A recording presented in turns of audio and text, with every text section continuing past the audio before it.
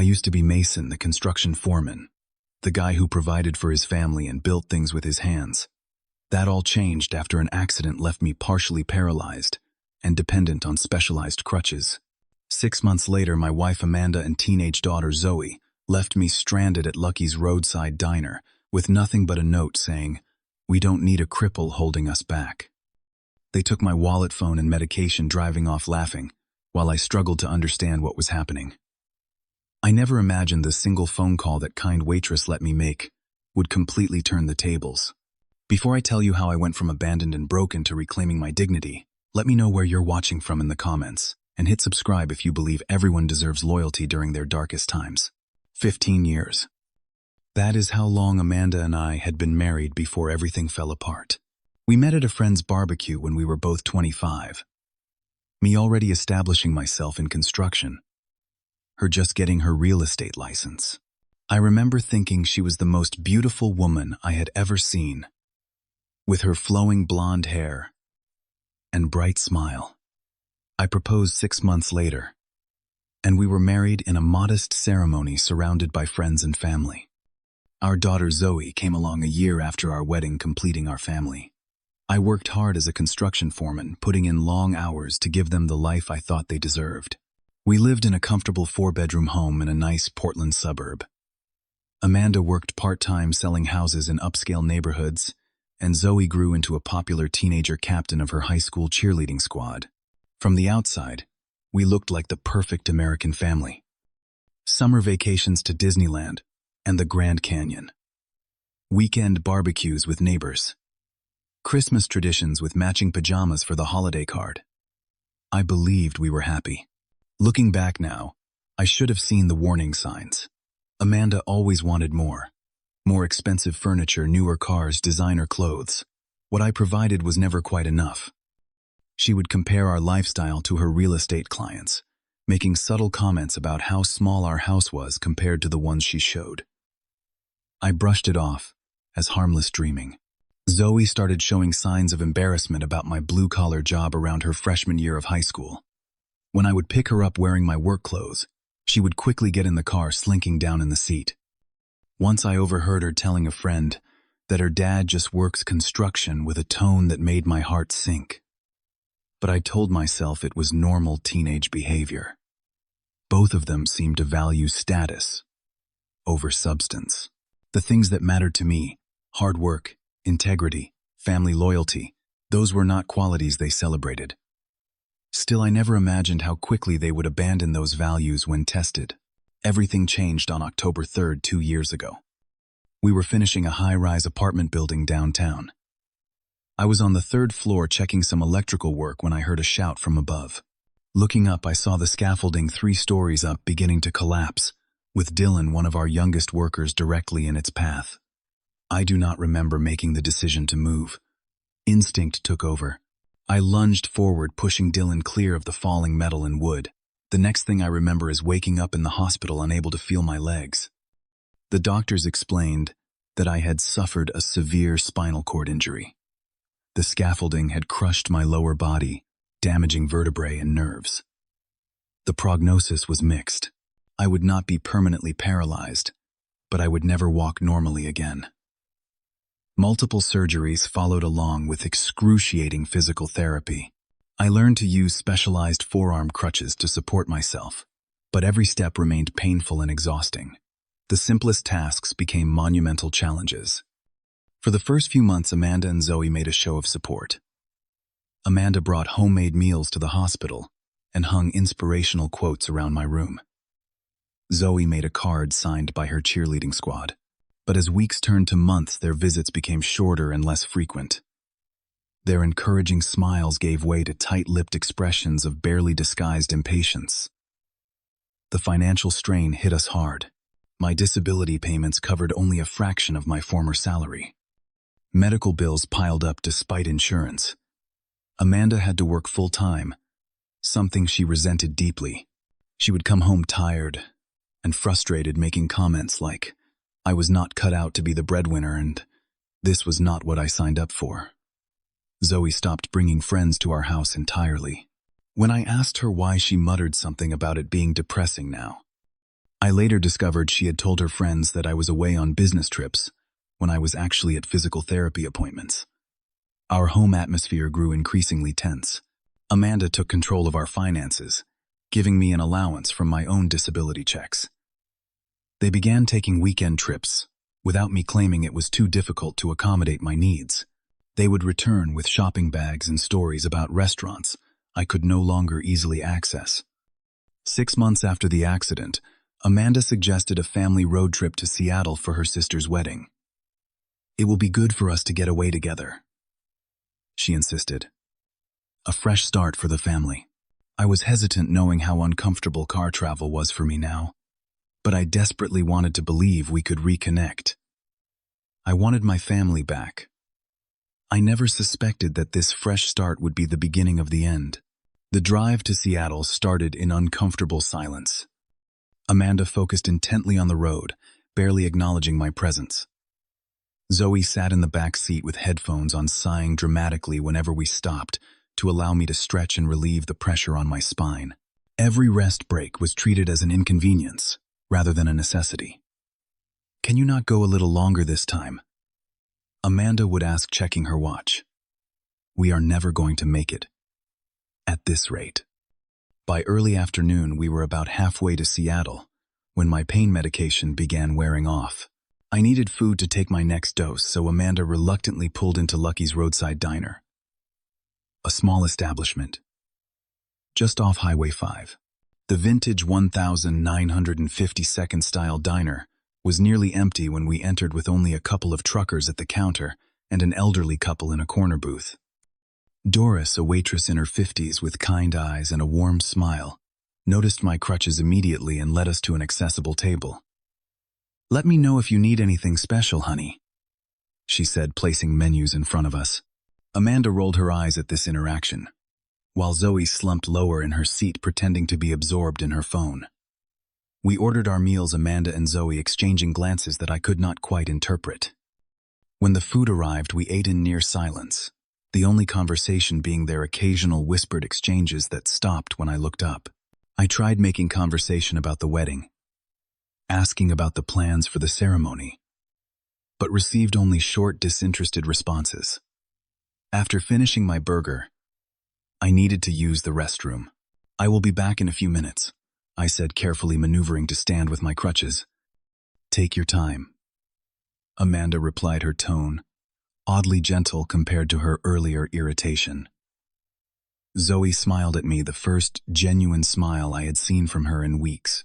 The bathroom was not properly accessible, making the simple task difficult and time-consuming. When I finally emerged, nearly 15 minutes later, I was exhausted from the effort. As I approached our table, I noticed something was wrong. The booth was empty, except for some cash tossed carelessly beside the bill.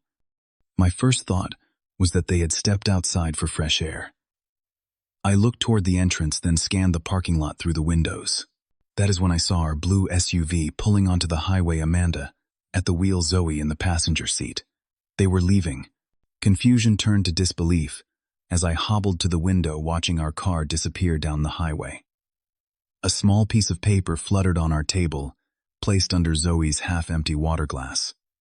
With shaking hands, I unfolded the note, written in Amanda's neat handwriting. "This is not working. We do not need a cripple holding us back. Find your own way home." The words blurred as my eyes filled with tears. I checked my pockets already, knowing what I would find. They had taken my wallet with all my identification and cards. My phone was gone too, along with the small bag containing my medication. They had planned this. The realization hit me like physical pain. The other diners averted their eyes, their discomfort palpable, as I stood frozen between the table and the window. Doris approached cautiously, concern evident in her expression. "Are you okay, sir?" she asked, though the answer was obviously no. "They left," I said, my voice sounding distant to my own ears. "My wife and daughter left me here." Doris guided me back to the booth, bringing me a glass of water. "They will come back," she assured me, though uncertainty tinged her voice. "They probably just went for gas or something." I handed her the note wordlessly, Her expression shifted from concern to shock, then to anger as she read it. "They took everything," I explained. "My wallet, phone, medication. Everything." As the hours passed with no sign of them returning, my shock gave way to a hollow acceptance. Doris kept checking on me between serving other customers, bringing free coffee, and occasionally sitting for a moment when the diner was empty. The elderly couple left a $20 bill on my table before departing, the man squeezing my shoulder silently in solidarity. "My shift ends at 8, Doris finally said as evening approached. "You can use my phone to call someone. Do you have family nearby?" I considered my options, realizing how limited they were. My parents had passed years ago. Amanda's family would take her side without question. Most of our friends were really her friends, people who would view this situation through her carefully crafted narrative. There was only one person I could think of. Jack Thompson had been my business partner years ago, before we had a falling out. I had chosen Amanda's wishes over our partnership. When Jack wanted to expand our construction business, he had bought me out, and we had barely spoken, since exchanging only brief greetings when we occasionally crossed paths. When Doris handed me her cell phone after her shift ended, I dialed Jack's number from memory, praying he still used it. 3 rings then, his gruff voice answered. "Jack," I said, my voice breaking. "It is Mason. I need help." Jack arrived at the diner 3 hours later, his truck headlights illuminating the nearly empty parking lot. I watched through the window as he stepped out, looking almost the same as when I had last seen him years ago, perhaps with a few more gray hairs at his temples. Doris had stayed with me the entire time, refusing to leave until my ride arrived, despite being well past her shift end. The moment Jack entered and saw me with my crutches, his expression shifted from confusion to shock.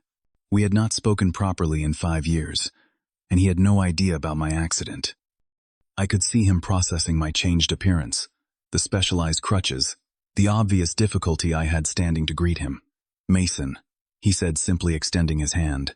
The handshake turned into an unexpected hug, awkward but genuine. "What happened to you, man?"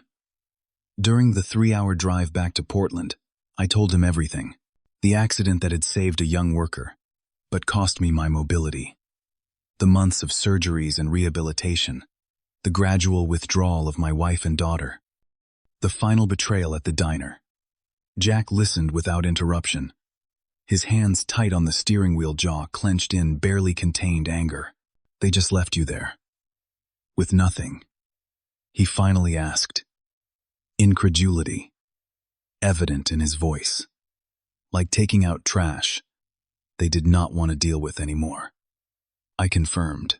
Jack shook his head, then surprised me by sharing news of his own. After our partnership dissolved, he had expanded the construction business, significantly specializing in accessibility renovations for homes and businesses. The irony was not lost on either of us. "Life has a way of coming full circle," he remarked. "I now build the kind of modifications you will need." He offered his guest house without hesitation. "It is fully accessible. One of our first projects when we started the new direction. You can stay as long as you need." Over the next few days, a new reality took shape. Amanda called Jack's phone repeatedly once she realized where I had gone. I listened to the first voicemail, filled with fake concern and manufactured explanations about how they had gotten lost and could not find the diner again.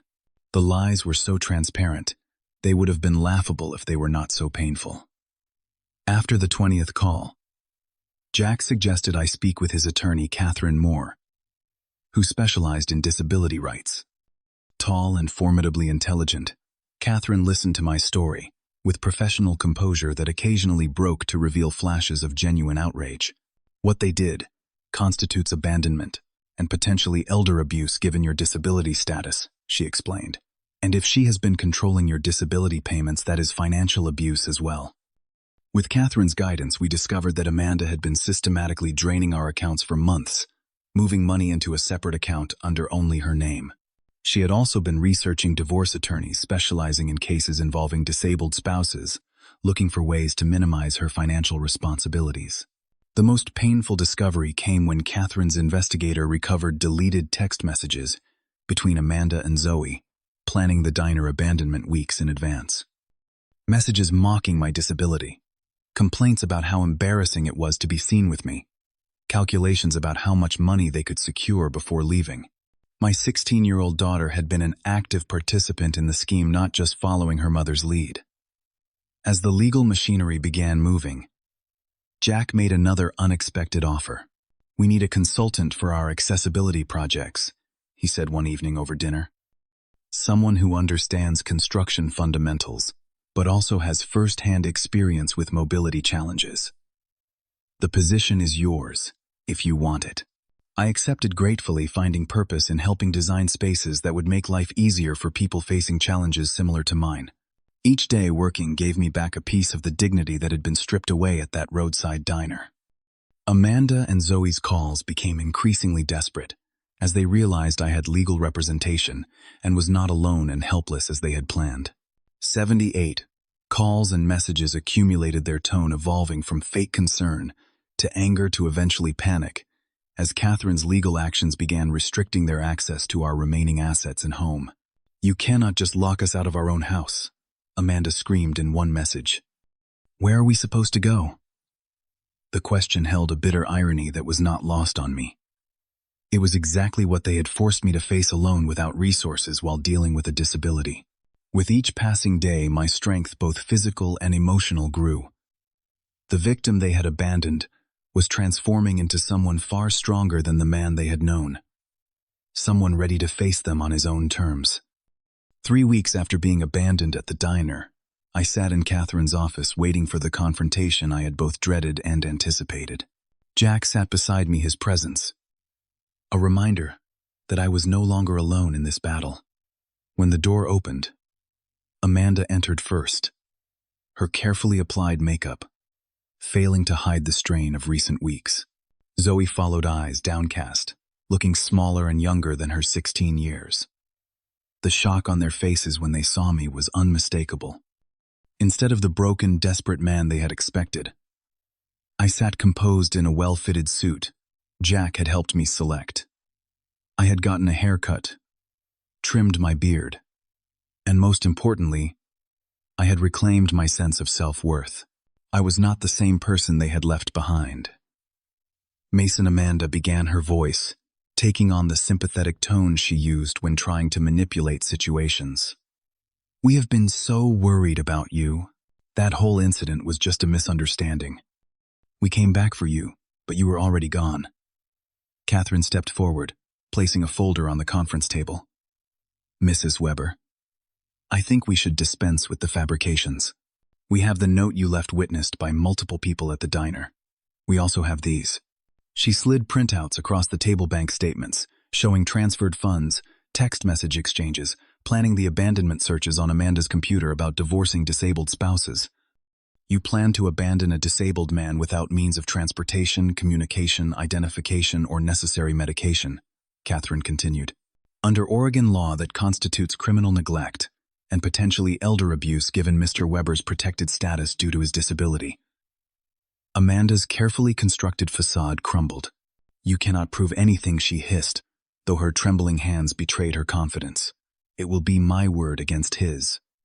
And the words of the diner staff, other patrons, and these documents, Catherine countered smoothly. "Not to mention your daughter, who I suspect might not want to continue participating in this deception." All eyes turned to Zoe, who had begun quietly crying. "I am sorry, Dad," she whispered. "Mom said we had to do it, that you were holding us back, that we could have a better life without you slowing us down. I did not want to leave you there, I swear." For the first time since entering the room, I spoke. "I spent 15 years building a life for us, Amanda. Even after my accident, I tried everything to make things work. I never thought the woman who promised to stand by me in sickness and in health would abandon me like garbage on the side of the road." My voice remained steady as I continued. "You could have asked for a divorce. We could have handled this with dignity. Instead, you chose cruelty and taught our daughter that people are disposable when they no longer serve your purposes." Amanda's expression hardened. "You have no idea what it was like being tied to someone who could barely function, having to do everything myself, becoming a nurse instead of a wife." You were pathetic. And yet here I am rebuilding my life while you are facing potential criminal charges and financial penalties, I replied calmly. Perhaps your definition of pathetic needs reconsideration. Catherine outlined the terms we were proposing. Amanda would vacate our home immediately as my name was primary on the deed. She would return all funds inappropriately transferred from joint accounts. In exchange, we would not pursue criminal charges for the abandonment and financial abuse.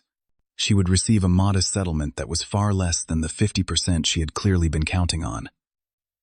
This is robbery, Amanda shouted. But Catherine's calm reminder about the alternative of criminal prosecution quickly subdued her protests. When the discussion turned to Zoe, I made my position clear. I will always be your father, Zoe, and I will always love you. But trust has been broken here. I am open to rebuilding our relationship, but it will require time therapy and genuine remorse, not just tears, when consequences appear. 6 months later, my life had transformed in ways I could never have predicted. I moved into a fully accessible apartment near Jack's company headquarters. My work as an accessibility consultant flourished my first-hand experience, giving me insights that clients particularly valued. I began speaking at events about inclusive design, turning my disability into an advantage, rather than the limitation Amanda had considered it. Catherine helped me navigate the legal aftermath efficiently. Amanda received her settlement and moved to California with a new boyfriend, who, according to mutual friends, was already growing tired of her materialistic demands. Our house sold for a good price, giving me financial security I had feared was lost forever. My relationship with Zoe evolved slowly and carefully. She attended therapy both individually and with me, beginning to understand the damage done by her mother's values and her own choices. During one session, she confessed through tears, I was so worried about what my friends would think about your disability, that I never stopped to think about what kind of person it made me to abandon my own father. Doris, the kind waitress from Lucky's Diner, became an unexpected friend. After learning she had family in Portland, I was surprised to discover she had relocated to a diner near my new apartment. Lightning struck twice, she joked during her first shift there, bringing me coffee just how I liked it. Perhaps the most unexpected development was my changing relationship with Catherine. What began as a professional legal arrangement evolved as we discovered shared interests and values. Our first non-legal dinner felt both strange and completely natural. By the 1-year anniversary of the diner incident, we were cautiously exploring a relationship built on mutual respect and genuine appreciation. On that anniversary, I hosted a dinner at my accessible apartment. Jack was there with his wife. Doris came after her shift ended. Catherine arrived with dessert, and to my carefully guarded joy, Zoe attended as well, still finding her way back to being the daughter I had raised, rather than the stranger who had abandoned me. I never thought I would be grateful for being left at that diner. I told them as we finished dinner. But that moment of absolute betrayal became the foundation for something authentic. Sometimes we need to lose everything to discover what really matters. The worst betrayal of my life revealed the true character of those I had trusted most, but it also revealed strengths within myself I might never have discovered otherwise. My disability never made me less worthy of loyalty and love. It simply exposed those who were incapable of providing it, making room for those who could. Have you ever experienced betrayal from someone who should have stood by you during difficult times? Share your story in the comments below. If this journey of rebuilding after betrayal resonated with you, please hit the like button and subscribe to my channel for more stories of resilience. Consider sharing this video with someone who might be struggling with their own betrayal, as a reminder that sometimes our lowest moments can become the foundation for our greatest strength. Thank you for joining me on this journey. And remember, your worth is never determined by how others treat you, but by how you rise after they try to break you.